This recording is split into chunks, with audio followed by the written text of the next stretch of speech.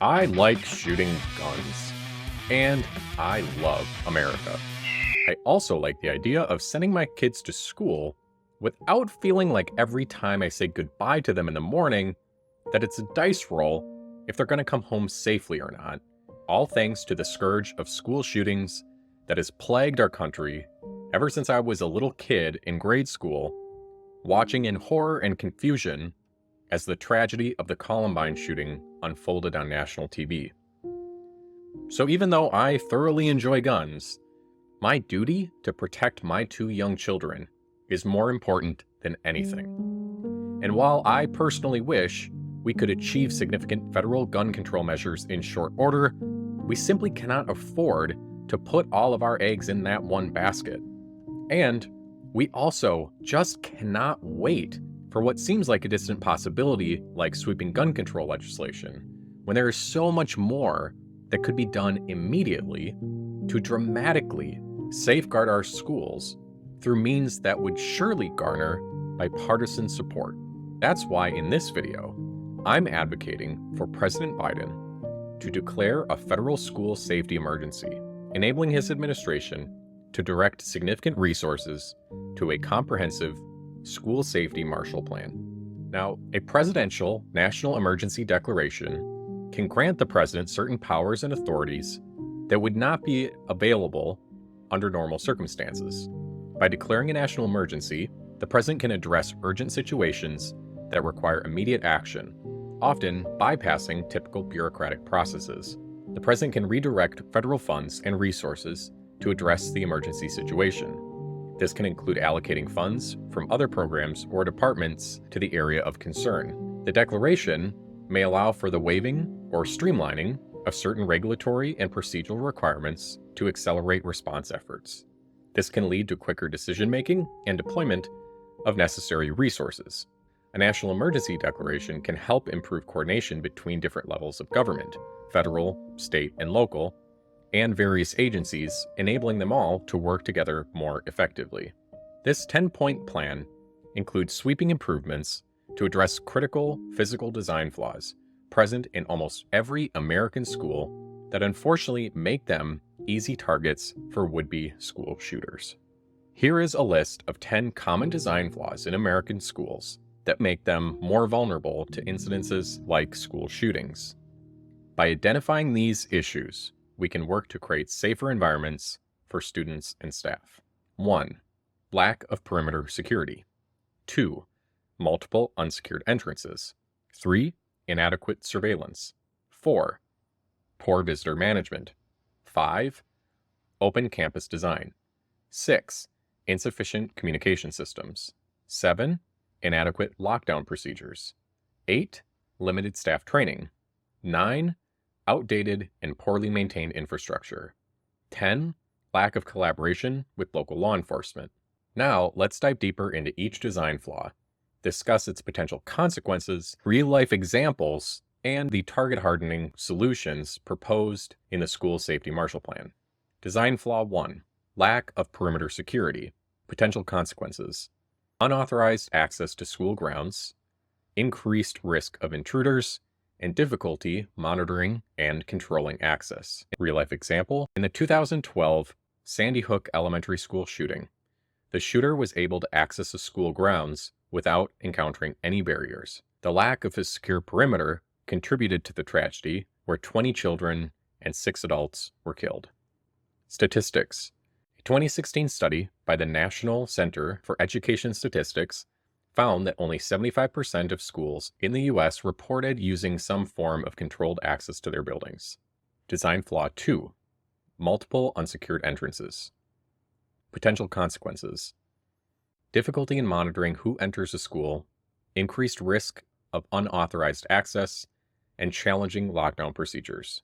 Real-life example, in the 2018 Marjorie Stoneman Douglas High School shooting, the shooter entered the school through an unsecured door after being dropped off by an Uber. The incident resulted in the deaths of 17 people.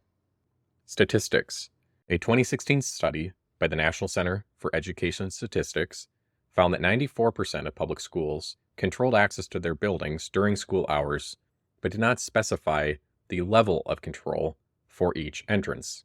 And I can say from personal experience that these supposedly controlled entry points into public school buildings are rarely as secured as they ought to be. Design flaw 3, inadequate surveillance. Potential consequences: limited visibility of school grounds, difficulty in identifying potential threats, and delayed response to emergencies.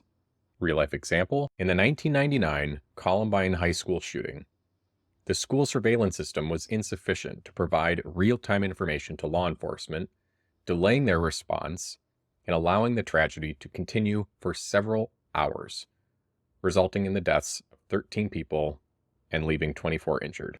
Statistics: according to the National Center for Education Statistics, only 81% of public schools reported using security cameras during the 2015 to 2016 school year. Poor visitor management. Potential consequences: unauthorized access to buildings, inability to track visitors, and increased risk of intruders. Real-life example: in the 2005 Red Lake Senior High School shooting in Minnesota, the shooter entered the school without being stopped or questioned, leading to the deaths of 7 people and injuring 5 others. Statistics: according to the National Center for Education Statistics, in the 2015 to 2016 school year, only 68% of public schools required visitors to sign in. Open campus design. Potential consequences: difficulty isolating intruders, challenging lockdown procedures, and limited access control. Real-life example: in the 2001 Santana High School shooting in California, the open campus design allowed the shooter to move freely between buildings and blend in with the student population, resulting in 2 deaths and 13 injuries. Statistics: according to a 2014 study by the Secure Schools Alliance, approximately 70% of American schools have an open campus design, which poses significant challenges for controlling access and responding to emergencies. Insufficient communication systems. Potential consequences: delayed response to emergencies, lack of coordination among staff and first responders, and confusion during critical situations. Real-life example: during the 2013 Arapahoe High School shooting in Colorado, the school's communication system was not effective in conveying accurate and timely information, leading to confusion and disorganization. The incident resulted in 1 student being fatally shot and a shooter taking his own life. Statistics: a 2016 report by the U.S. Government Accountability Office found that only 39% of school districts reported having protocols for regular communication and coordination with first responders. Inadequate lockdown procedures. Potential consequences: difficulty securing classrooms and school buildings, delayed response to threats, and confusion among students and staff. Real-life example: in the 2007 Virginia Tech shooting, inconsistent lockdown procedures contributed to the delay in securing campus buildings, allowing the shooter to continue his rampage and ultimately resulting in 32 deaths and 17 injuries. Statistics: according to a 2016 study by the National Center for Education Statistics, only 92% of public schools had a plan for lockdown procedures in place. Limited staff training.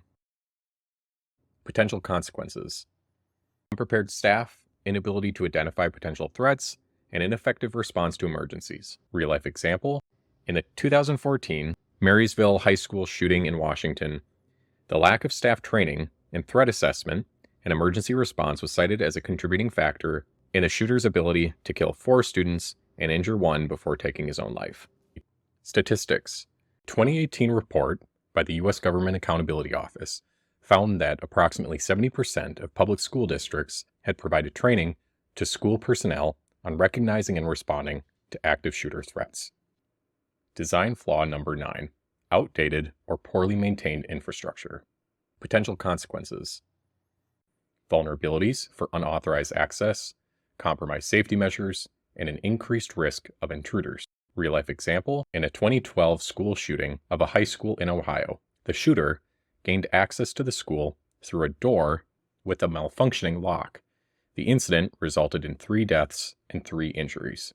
Statistics: according to the 2014 U.S. Department of Education's National Center of Education Statistics, reported that 53% of public schools needed to spend money on repairs, renovations, or modernizations to be considered in good overall condition. Design flaw 10. Lack of collaboration with law enforcement. Potential consequences. Delayed responses to emergencies, limited access to resources and expertise, and ineffective coordination during critical situations. Real-life example, in the 2018 Marjorie Stoneman Douglas High School shooting, lack of collaboration between school administration and law enforcement led to communication breakdowns and confusion during the response, ultimately resulting in 17 deaths and 17 injuries. Statistics. A 2016 study by the National Center of Education Statistics found that 42% of public schools reported having a formal agreement with law enforcement to collaborate on emergency planning and responses. These examples illustrate the significant risks associated with allowing these school design flaws to remain, and emphasizes the importance of addressing these vulnerabilities on a national scale in order to create safer learning environments for students and staff. President Biden: our schools are not safe, but they can be. Make them safe now. Use your executive authority to fix every design flaw mentioned in this video. Declare a national school safety emergency and give the Department of Education the resources they need to safeguard every public school in America. America can do anything, including making sure our kids are safe at school. We can't wait for Congress. We can't wait for a big enough tragedy. We can't wait, and we don't have to.